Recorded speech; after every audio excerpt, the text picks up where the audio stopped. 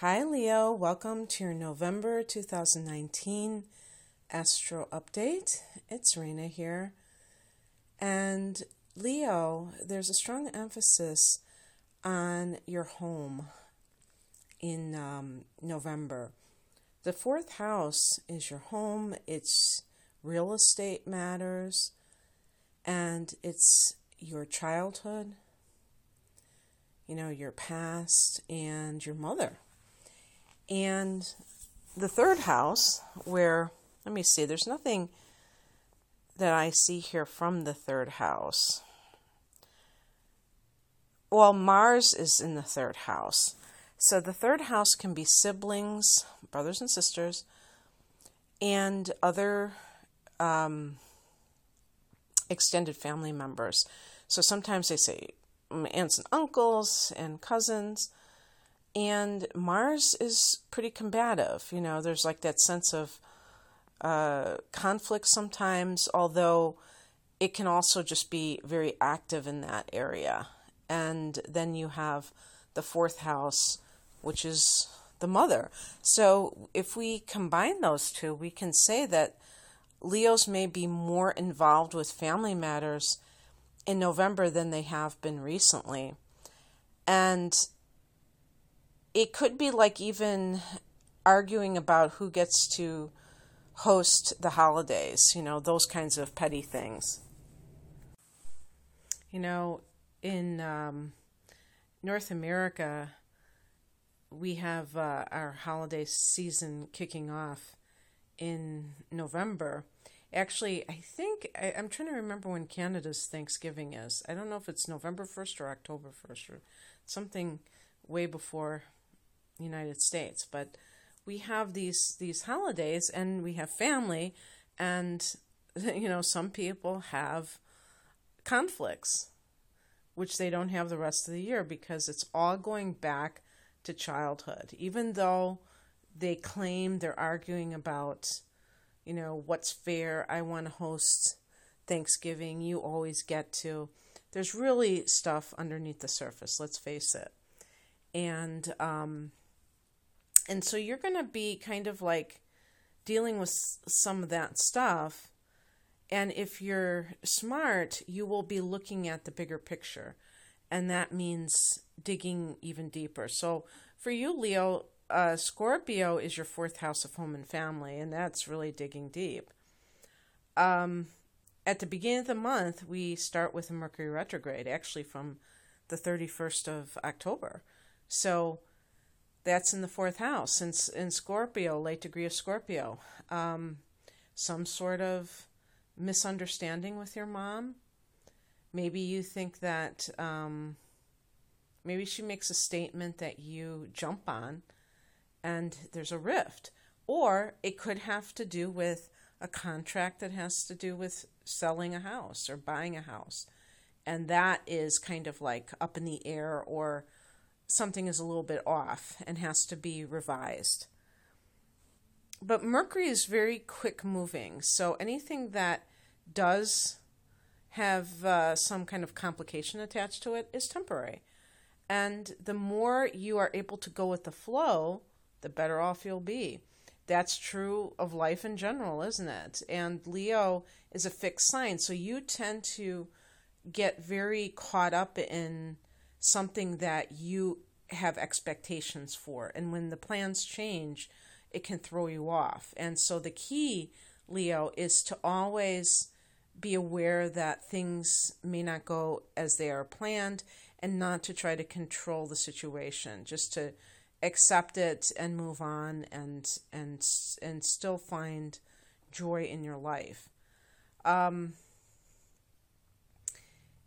sun is in this house at the same time that Mercury retrograde is. So this is, like I said, causing you to really be a lot deeper than maybe you usually are. Not that Leos cannot go deep. I actually made a comment which was probably pretty ignorant one time, where I was saying, oh, I don't know how many Leos are interested in the spiritual life. And I got schooled, because And then I realized, yeah, there's even some famous astrologers who are Leos, Ellen Leo is an example. I think there's another one. But the thing is that I was thinking in terms of your persona, of being so extroverted and fun and not the kind of the deep brooding introspective type of person. But that's not the only type of spirituality. And so I stand corrected.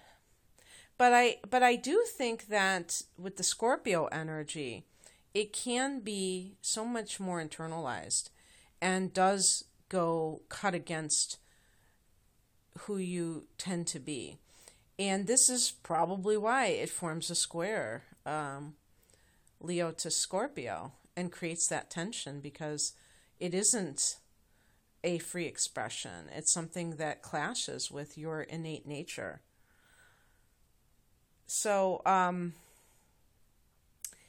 starting from the first, Venus, it goes into Sagittarius, which is great, not only because that is a fellow fire sign, which is awesome, but it's going into your house, the house that you rule, the fifth house. It's the house of fun. Venus fits in there like nobody's business, because Venus is about sensuality, the senses, indulging in the senses. The fifth house is pleasure. So anything pleasurable also can be funded. Venus can have to do with money, or having, attracting the funds to be able to enjoy yourself. This is, like I said, the prelude to the holiday season, or you could call it the kickoff of the holiday season. And just that, especially as the month continues, I'm not sure if it's because my birthday is in December and I just am already naturally happy about that. But I would imagine that most people feel an upliftment of their mood come late November when the sun goes into Sagittarius, that's just a universal thing. Because it feels like kind of festive, And I don't think it's any surprise that the holiday season is in, the bulk of it is during Sagittarius, because there's that celebratory feeling that is associated with fire energy, enthusiasm, joy, that big kid kind of mentality or emotional expression. And so Venus in that fifth house can also bring love. And that might be something that you are also absorbed in. Although in some cases it's going to be from afar. It's not something that you're actively involved in. When at the end of the month, when we have a new moon there, and then going into December, maybe that'll be more the case. So one thing that I have to say, though, is that Venus does join Jupiter in that fifth house, and that's very fortunate as well. So for Leos who are looking for love, this could be the time that, you've probably been waiting for Jupiter to bring you good fortune in the area of love, and just sitting there twiddling your thumbs. And then now that Venus is there and they're joining up, these two benefics, that could spell a lot of good fortune for people who are looking for a romantic relationship. And also, if you're an artist, you might make money selling your art. Or whatever, if you have your own business and you start to turn a profit and things like that. On the 12th, we have a full moon at 19 degrees of Taurus. And for Leo, Taurus is your 10th house of career. So a full moon here can bring prominence or, recognition to you. And that is something that may be due to your past efforts. Remember that Uranus is now in Taurus. So Uranus, although it's not going to form a conjunction with this full moon, it's in that house. So basically what I would say is anything can happen. And I always think of Leo as the actor, the actress. And, if I apply that philosophy of anything can happen to an actor or actress, I think of the person who becomes an overnight success, maybe after 5 years of plugging away, who knows. But that's kind of a wild card when it comes to your reputation or fame, those kinds of things. This can be a situation that's emotional, where if you have something going on with your father, it's like you connect the dots and it's like an instant enlightenment. One of the things, because the 10th house can be the father. It can be the mother if your mother was the dominant figure in your household. But I like to keep my parents' influence very distinct, and I like to assign the 4th house to the mother and the 10th house to the father. I've seen actually the opposite, which makes absolutely no sense to me. If any of you who are students of astrology can explain why they put the father in the 4th house, please do so. Because we're talking about the 10th house is more of that masculine, even though Capricorn is a feminine sign, but that masculine thing of being out in the world and your reputation in the world. And so I don't see how that could ever be the mother. But in any case, the point of bringing up the father here is that if you're dealing with your own childhood and you're dealing with your mother and you're dealing with your siblings, sometimes we don't really understand the dynamics until we're much older. And we can see these patterns that are very toxic and say, why does this keep happening? How come, one of my siblings was favored by my mother or my father, and I don't have a relationship with that sibling? We're kind of like, we've been triangulated. We've been made to be against each other because we were trying to seek the approval of our parents, and that made us turn against each other, these kinds of things. But the father, like, what role did the father play? That could come into your awareness of all of that as it relates to your childhood. And, some people could be retiring or changing careers, like you're done with that career when the full moon goes into the 10th house. On the 19th, Mars into Scorpio. Mars, that aggressive energy going into House of Home and Family. The typical, this is combative energy. Mercury goes direct the next day, so if there's any kind of arguing with the mother, it can be resolved. Maybe there was just a faulty premise.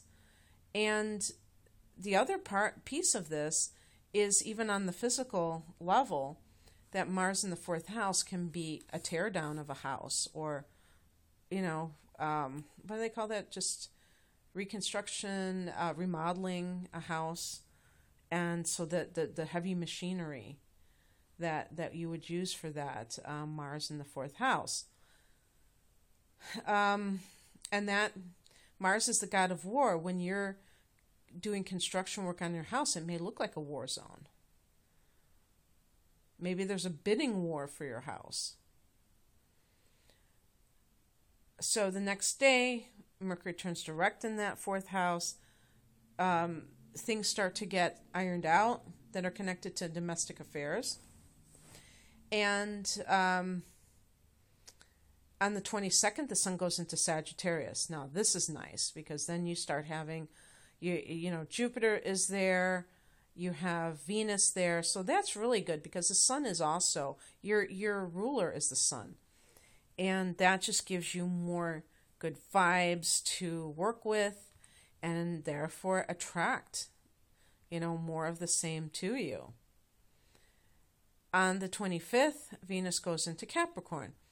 That's your 6th house. So Venus in the 6th is kind of like a fish on a bicycle in a way, because Venus wants to indulge in pleasurable things, and the 6th house is about, getting organized and all of the workaday concerns. It can be your workplace. However, it can be good for maybe a raise. Maybe this has to do with that full moon in the 10th house. You're getting recognized for something and therefore getting a raise, or promotion. Yeah, I didn't say this, but it could be a promotion with the full moon in the 10th house. And so Venus in the 6th can also bring love coming from the workplace. Like you meet somebody that you're romantically interested in. It can be that you're getting along with your coworkers, or even that you're decorating your office. On the 26th, there's a new moon in Sagittarius at 4 degrees of Sag, that 5th house. So for some people, maybe you see somebody in the workplace and you begin a relationship. Who knows? But whoever this person is, you are, I look at the degree number as well. Number 4 is a number of stability. We're going to see this number 4 repeated in 2020 as well. Or even in December, there's a solar eclipse at 4 degrees of Capricorn. So this is something that is the number of stability, of foundation. So if there's a new moon in the 5th house at 4 degrees of Sag, it might be something serious or leads into something serious. This is good for new creative projects as well. On the 27th, Neptune turns direct, and this is in Pisces. So Neptune has been in your 8th house, Leo, for probably about 8 years. And this is an interesting place for Neptune to be hanging out, because Neptune rules the 12th house, and both of these are water houses. Neptune rules the water sign, Pisces. And so